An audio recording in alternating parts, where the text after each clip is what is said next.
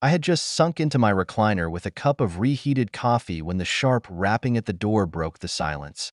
It was 3 p.m. on a Thursday, prime sleep time for a guy like me. I work nights at a distribution warehouse, leaving me wiped out during the afternoons. Standing on my doorstep was Amanda, my neighbor from 2 doors down. She's the kind of woman who's always polite, but has a knack for delivering pointed observations wrapped in sugary smiles. Today, though, her expression was more serious than usual. "Hey, Amanda," I said, trying to shake off my grogginess. "What's up?" She hesitated, clutching the straps of her oversized tote bag like it was a lifeline. "Mike, I wasn't sure if I should say anything, but you're usually not home during the afternoons, right?" "No, I work late shifts." "Why?" Her cheeks reddened as she glanced past me, lowering her voice to a conspiratorial whisper. "I've heard some noises coming from your house. Romantic noises." My stomach tightened. "Noises? You know, intimate noises." She coughed, her gaze darting to the ground. "It's been happening a lot lately, always in the afternoons." I stared at her, trying to process what she was saying. "And you're sure it's coming from my house?" Amanda gave me a look, one that told me she wouldn't have risked bringing this up if she wasn't certain. "I don't mean to intrude, Mike, but Greg and I are home a lot during the day. It's hard not to notice. I thought you'd want to know." I felt like the floor had dropped out from under me. Lisa, my wife of 6 years, was supposed to be home during those afternoons. And now my neighbor was telling me she'd been hearing that? I forced a smile, keeping my voice steady. "Thanks for letting me know, Amanda. I'll look into it." She nodded, looking relieved to have passed the problem on. "I'm sorry to bring it up. I hope it's nothing." After she left, I stood in the doorway for a long time, staring out at the street. Amanda's words played on a loop in my head. Was it a mistake? Maybe she'd mixed up the sound or exaggerated things. But Amanda didn't strike me as someone who'd gossip recklessly, especially not about something like this. I didn't mention it to Lisa that evening when she came home from yoga class. She waltzed in like everything was normal, tossing her bag on the counter and chatting about how crowded the studio had been. I nodded along, my mind racing. If what Amanda said was true, Lisa didn't suspect a thing. That night, lying in bed next to her, I stared at the ceiling, wide awake. If something was going on, I needed to find out for myself. I wasn't going to accuse her without proof. But if there was proof, I wasn't sure what I'd do then. Amanda's words echoed in my head for days. I didn't bring it up with Lisa, not yet.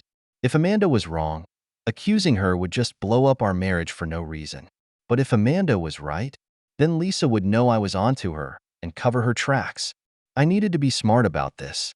That Saturday, while Lisa was out at yoga class, I made my move. I drove to an electronics store across town and picked up a set of small, discreet security cameras. They weren't the clunky kind you'd spot from across the room. These were sleek, modern, and easy to hide, perfect for what I had in mind. By the time Lisa came home, the cameras were installed, one in the living room, another in the kitchen, and one by the front door. Outside, I hid cameras above the garage and near the back patio. I tucked them into corners, blending them in with the decor so they wouldn't draw attention. Lisa didn't notice a thing when she walked in, her yoga mat slung over one shoulder. "Hey," she called, dropping her keys onto the counter. "What did you get up to today?" "Not much," I said casually. "Just cleaned up a bit." She didn't press, and I didn't volunteer any more details. As far as she knew, everything was business as usual. The next few days felt like walking a tightrope. I went about my routine, work, sleep, repeat, while keeping a close eye on the camera feeds from my phone. Nothing seemed out of the ordinary. Lisa stayed home most of the time, scrolling through her phone or lounging on the couch. But on the fourth day, my phone buzzed with a notification from the driveway camera. Motion detected. I opened the app, my heart pounding. A man was walking up the driveway. He was tall, broad-shouldered, and cocky in a way that made my stomach churn. He wore jeans and a button-down shirt, his sunglasses pushed up into his dark hair. He didn't knock on the door or hesitate. Instead, he strolled up like he owned the place. The door opened before he even reached it. Lisa greeted him with a smile that I hadn't seen directed at me in years.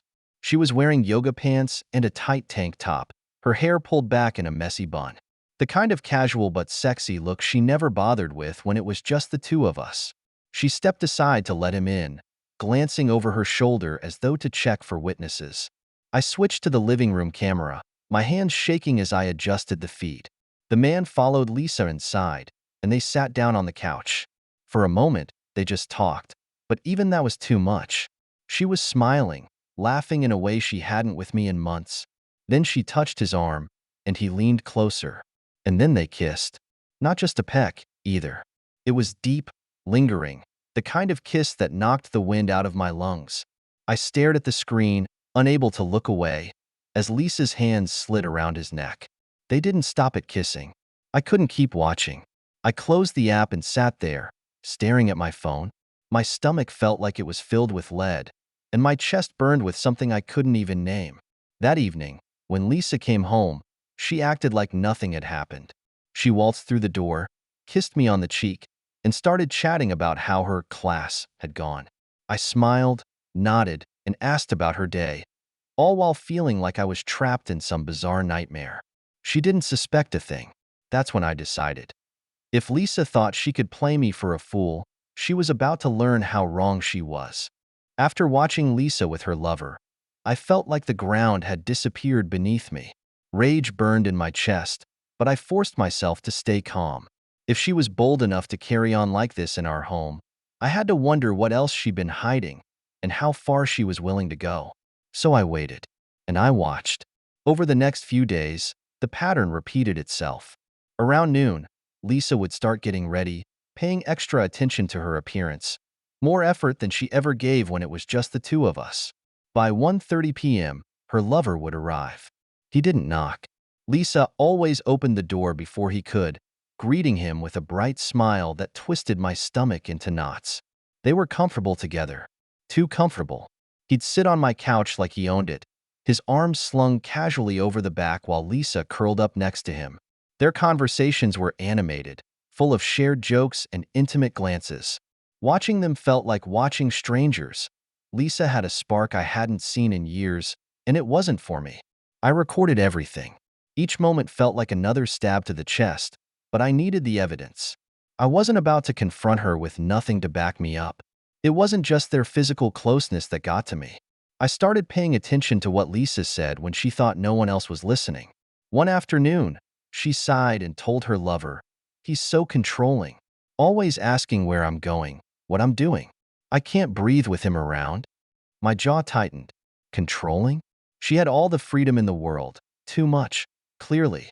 I was killing myself working 12-hour shifts while she spun stories about me being some overbearing tyrant. Another day, I caught her laughing as she said, "He has no idea. He's so busy with work. I could probably set the house on fire and he wouldn't notice." That one stung. I didn't just trust her. I trusted her enough to let my guard down completely, and now she was mocking me for it. But the final straw came on Friday afternoon. They were sitting on the couch, Lisa scrolling through her phone. She pulled up something on the screen and showed it to him, her tone dripping with amusement. "Look at this," she said. "Everyone thinks he's this hardworking, perfect husband. If they only knew." Her lover smirked. "You could tell them if you wanted." "Oh, I already have," Lisa replied, grinning. "I've planted a few seeds. They'll figure it out eventually." I couldn't make out what else they said because she lowered her voice, but I didn't need to hear it. Lisa wasn't just cheating. She was bad-mouthing me to anyone who would listen, painting herself as some sort of victim to justify her actions. By the time her lover left that day, I was done watching. This wasn't just about her affair anymore. This was about my reputation, my dignity, my life. If she wanted to turn me into the villain of her story, I was going to show everyone exactly who the real villain was. That night, Lisa came home from yoga and greeted me with her usual practice smile. I played along, chatting over dinner like nothing was wrong, but my mind was already elsewhere. I'd started compiling everything: videos, screenshots, and recordings. Lisa thought she was untouchable, that I wouldn't notice or care. She was about to find out just how wrong she was. The following week was the longest of my life. Each day, I watched Lisa continue her routine, completely oblivious to the fact that I knew everything.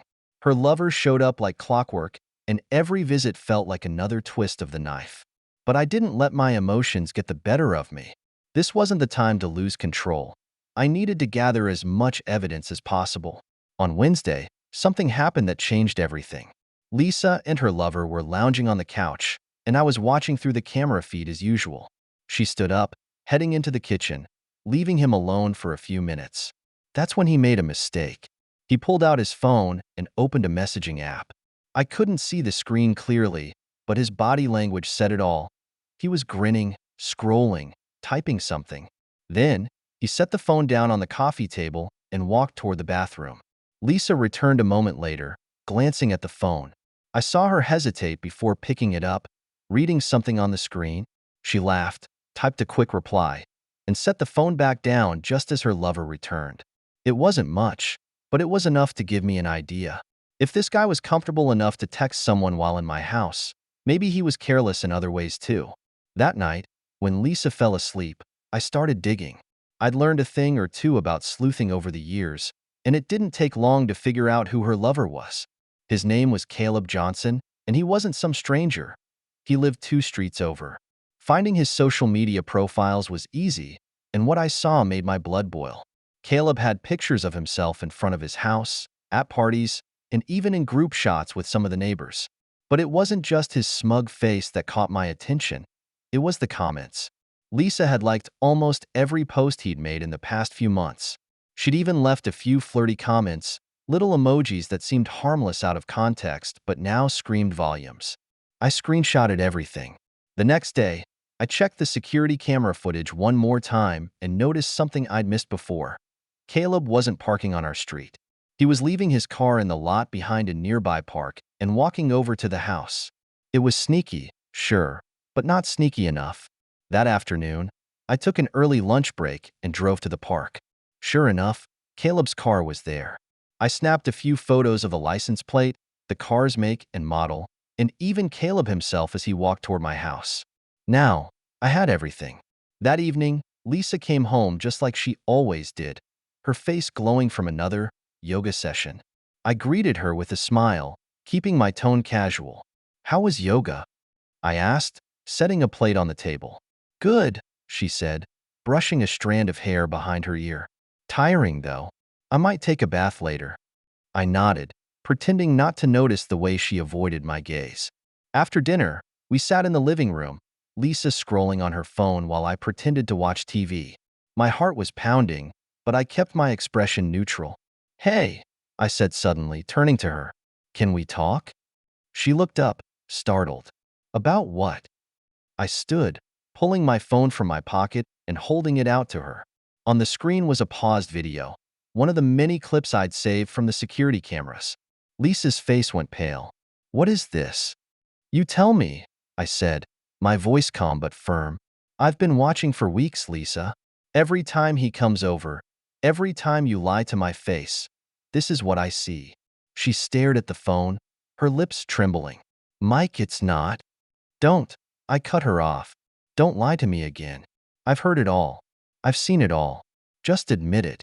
For a moment, she said nothing. Then, her face twisted into a defensive scowl. "What do you want me to say?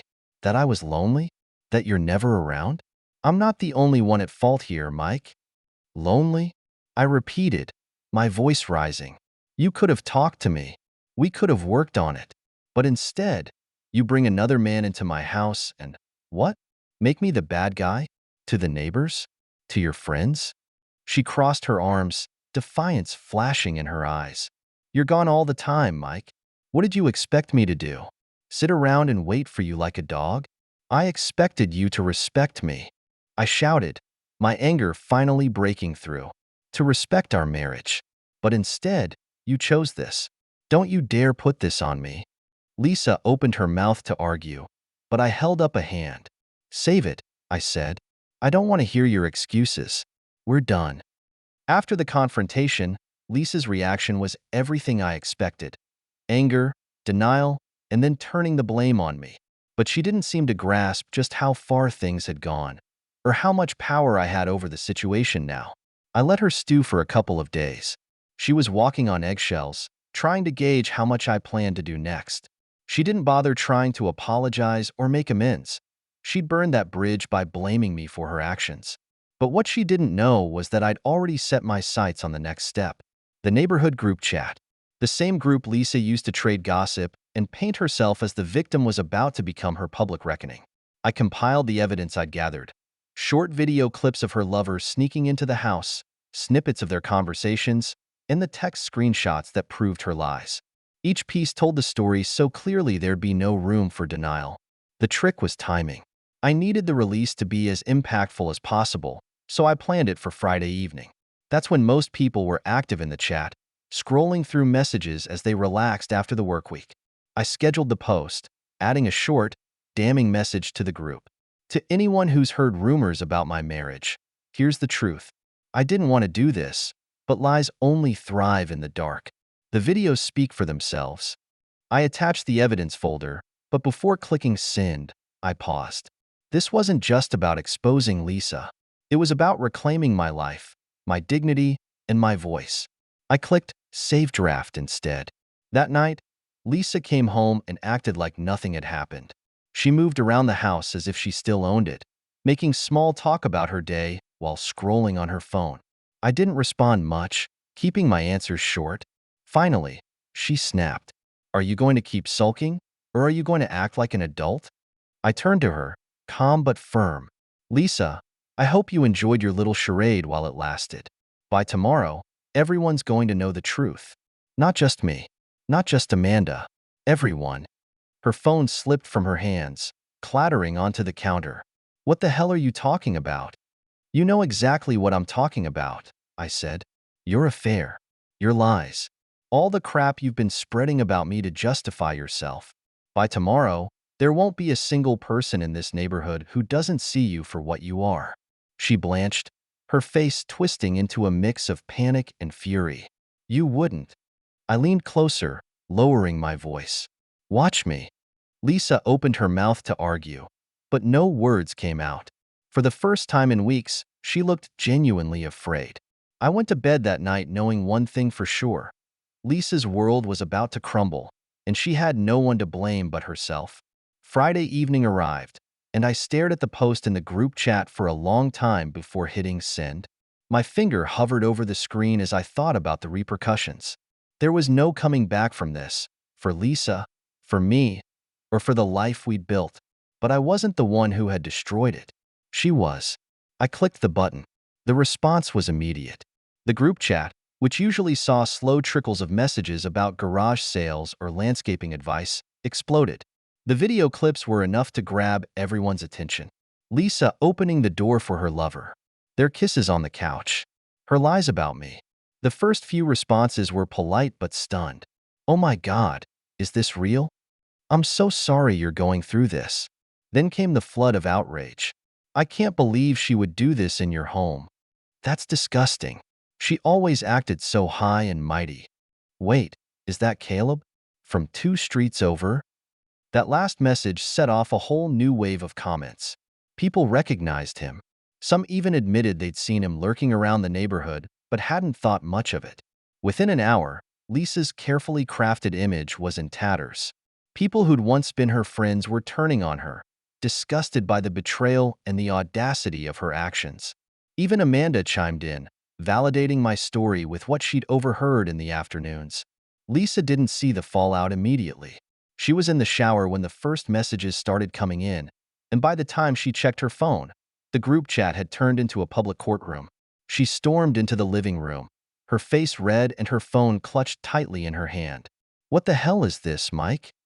I leaned back in my chair, completely calm. The truth, Lisa.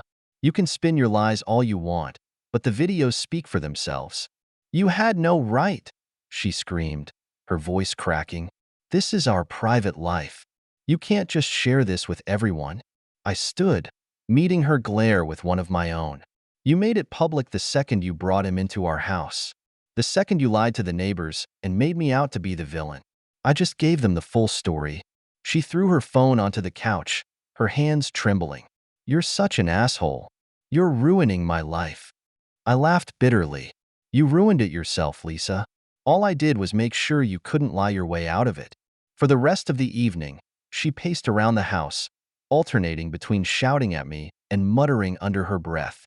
Her phone buzzed constantly with messages, some from friends, some from neighbors, and probably a few from Caleb himself. By midnight, the house was silent. Lisa had locked herself in the guest room, no doubt trying to figure out how to salvage the wreckage. I slept soundly for the first time in weeks. The next morning, I woke up to find Lisa in the kitchen, staring blankly at her coffee mug. Her eyes were bloodshot, and her phone sat on the table, its screen lighting up with notifications every few seconds. "I hope you're happy," she said, her voice hoarse. "I will be," I replied, pouring myself a cup of coffee. Lisa didn't say anything else. She just sat there, defeated, as the weight of her actions finally sank in. I didn't feel sorry for her. Not one bit. Lisa spent most of Saturday in a shell-shocked haze, barely speaking to me. Her usual confidence was gone, replaced by something unfamiliar, fear. She avoided her phone, only picking it up to silence the flood of notifications. I could see her world unraveling in real time, and honestly, it felt like justice. By mid-afternoon, there was a knock at the door. I didn't have to guess who it was. When I opened it, Caleb stood on the porch, his face pale and jaw clenched. He wasn't wearing his usual smug grin, just a deer-in-the-headlights look that told me he knew exactly what this was about. "Can we talk?" he asked, his voice low. I crossed my arms. "We have nothing to talk about." "Look, man," Caleb started, glancing over his shoulder like someone might be watching. "I didn't want any of this. Lisa told me things were complicated between you two. I didn't know." "Don't finish that sentence," I snapped, my voice like ice. "You knew exactly what you were doing. And now, so does everyone else." Caleb shifted uncomfortably, running a hand through his hair. I want to make things right." "You can't." I stepped forward, my height forcing him to take a step back. "You didn't just disrespect me. You disrespected my home, my marriage. There's no making this right. Now, get off my property." He opened his mouth to argue, but I slammed the door in his face before he could say another word. When I turned around, Lisa was standing in the hallway, watching the scene unfold. Her face was pale, her eyes red and swollen from crying. "What did he want?" she asked quietly. "Does it matter?" I replied coldly, brushing past her. Later that evening, I sat at the dining table with a stack of papers in front of me. Divorce papers. I'd spent the last few days preparing them, and now it was time to lay everything on the table. Lisa wandered into the room, looking defeated. She hesitated when she saw the papers, her face crumpling as she realized what they were. "I don't want to do this," she said, her voice trembling. "We can fix this, Mike." "I know we can." I shook my head, my tone firm. "There's nothing to fix, Lisa. You didn't just break my trust. You burned it to the ground. I can't come back from this, and deep down, I don't think you want to either." She sat down across from me, her hands trembling as she reached for the papers. "You don't understand. I made a mistake, but I was lonely, neglected." "Save it," I interrupted. "I've heard it all before. I gave you everything, Lisa. A house, stability, freedom, and you threw it away." Tears streamed down her face, but I felt nothing. Not anger, not pity, just relief that this chapter of my life was finally coming to a close. "I'll give you until Monday to sign," I said, standing up. "After that, we'll let the lawyers handle it." Lisa didn't argue. She didn't even look at me. She just sat there, staring at the papers with a hollow expression. As I walked out of the room, I felt a strange sense of calm. The bridges had been burned, and there was no turning back now. By Sunday, Lisa had retreated entirely into the guest room. She didn't come out for meals, barely acknowledged me, and spent most of her time glued to her phone. Part of me wondered what Caleb had to say to her after I shut him down at the door. Maybe he was scrambling to save face. Maybe he was blaming her for everything. I didn't care. My focus was on moving forward. That morning, I gathered a few of Lisa's belongings, clothes, shoes, her yoga mat, and packed them into boxes. The sight of her things cluttering the house made my stomach churn, and I needed them gone. I stacked the boxes neatly in the garage and sent her a simple text. Your things are in the garage. Let me know when you'll pick them up. I didn't expect a response, and I didn't get one. The rest of the day was spent reclaiming my space. I scrubbed the house from top to bottom, cleaning every trace of her and her lover out of my life. The living room, where they'd made themselves so comfortable, felt like a battlefield. I moved the furniture around, even bought a new throw pillow set online, just to make it feel different. It was symbolic, but it helped. By the time evening rolled around, I felt lighter. For the first time in weeks, I wasn't obsessing over what Lisa was doing or who she was with. I was focused on me, on rebuilding the life she tried to tear apart. Lisa finally emerged from the guest room as I was sitting on the back porch, a beer in hand. She looked haggard, like she hadn't slept in days. I signed the papers, she said quietly, holding the folder out to me. I nodded, taking it from her without a word. Do you really hate me? She asked after a long silence. Her voice cracked, and for a moment, she looked like the woman I'd married, the woman I thought I knew. Hate you, I repeated, my tone calm but firm. No, but I don't love you anymore either. Not after this. She flinched like I'd slapped her. Lisa, I continued, setting my beer down, I don't think you even love me. You loved the idea of what I gave you, the comfort, the stability. But the second it wasn't enough, you went looking somewhere else. And that's not on me. That's on you. She didn't respond. She just stood there, tears streaming silently down her face. I'll be filing everything tomorrow, I said, standing. You can pick up your things whenever you're ready. Just let me know beforehand. Lisa nodded, her lips trembling as she turned and walked back inside. I watched her go, but I didn't follow. That night, as I lay in bed, I felt a strange mix of emotions. Sadness for what I'd lost, anger for what Lisa had done, and hope for what came next. It wasn't going to be easy, but for the first time, I felt like I had control over my own life again. The pieces were falling into place, and soon, Lisa would be nothing more than a memory. Monday morning arrived, crisp and quiet, like the world itself was pressing reset. I got up early, packed the signed divorce papers into a folder, and drove straight to my lawyer's office. The receptionist greeted me with a polite smile as I handed over the documents, feeling a weight lift from my chest. This is a strong case, Helen, my lawyer, said as she flipped through the papers and accompanying evidence. With the videos and texts you've provided, she won't have much room to contest. You'll keep the house and most of the assets. I nodded, my relief mingling with satisfaction. Lisa had spent months spinning her web of lies, but now the truth was out in the open. After leaving the office, I went for a long drive. It felt symbolic in a way, moving forward, literally and figuratively. I ended up at a park on the edge of town, the kind of place Lisa and I used to visit when things were still good between us. I sat on a bench, watching the wind ripple through the trees, and let the memories come. There were happy times, laughter, joy. But those moments felt like they belonged to a different life now, a life that had crumbled under the weight of deceit and betrayal. I didn't feel anger anymore, just clarity. When I got home, Lisa's car was gone. A quick check of the garage confirmed it. She'd come by and taken her things while I was out. There was no note, no goodbye text, nothing. That was fine with me. I didn't need closure from her. I was giving it to myself. Over the next few weeks, life settled into a new rhythm. The neighbors stopped whispering about the drama, though I noticed the way some of them avoided Lisa when she drove through the neighborhood. Caleb, on the other hand, seemed to disappear entirely. I didn't see his car parked in the usual spots, and his house looked empty most of the time. Good riddance. I poured my energy into myself. Work, the gym, reconnecting with old friends, things I'd let slide while trying to hold together a marriage that was already broken. Olivia, a coworker I'd always gotten along with, invited me out for drinks one night, and it felt like the first real conversation I'd had in months. You're looking good, she said, raising her glass. Like a guy who finally let go of a ton of baggage. I smiled, clinking my glass against hers. You have no idea. 6 months later, the divorce was finalized. Lisa didn't contest anything. She left with her car, some personal belongings, and whatever reputation she had left, which wasn't much. As for me, I kept the house, my savings, and, most importantly, my peace of mind.